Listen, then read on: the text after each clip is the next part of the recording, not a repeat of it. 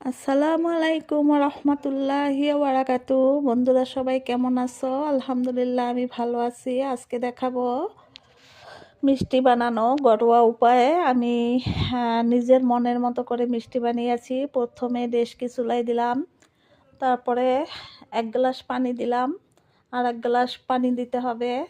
যে যে পরিমাণ বানান সেরকম বানাইতে হবে।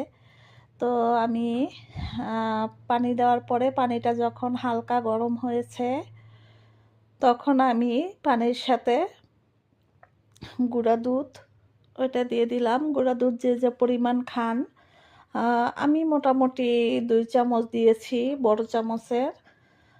যত ঘন হবে তত মজা। 1 চিমটি লবণ দিয়েছি।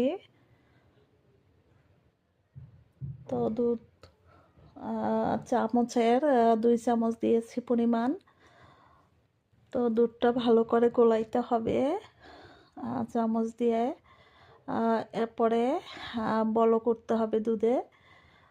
যখন বলক ফুটবে ভালো করে। না ফুটলে একটু পাইনসা পাইনসা লাগে জিনিসটা, এর জন্য ভালো করে ফুটাচ্ছি আমি।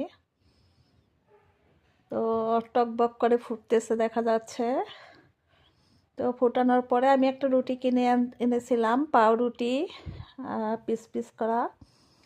তো পাউরুটিটা মিডিয়াম সাইজ, একটু ছোট সাইজই। তো পুরা পাউরুটিটা দিয়ে দিচ্ছি দুধের ভিতরে একটা একটা করে। পাউরুটিটা পুরো গুলিয়ে ফেলতে হবে, কারণ পাউরুটি গুলিয়ে একদম শুকিয়ে ফেলাইতে হবে পানিটা, দুধের পানিটা। চামচ দিয়ে মানে ঠেসে ঠেসে পুরাটা নরম করতে হবে, যাতে দুধের সাথে পুরো পাউরুটি মিক্স হয়ে যায় এবং গুলে যায় পুরাটাই। তো চুলার পাওয়ার আঁচটা একটু কমিয়ে দিয়েছি, কারণ বেশি দিলে আবার সমস্যা। অল্প অল্প আছে আমি পাউরুটিগুলো চুবিয়ে নিলাম। জাল চলতেছে। 3-4 মিনিট রাখা লাগে না, হয়তো 2-3 মিনিট, 2 মিনিট রাখলেই যথেষ্ট।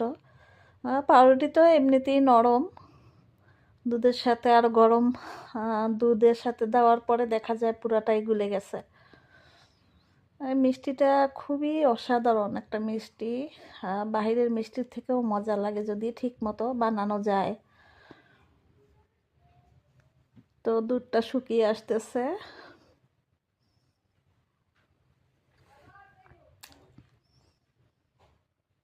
যতটা নরম করা যায় আর কি, মানে পুরো মিক্স করতে হবে দুধের সাথে ভালো করে।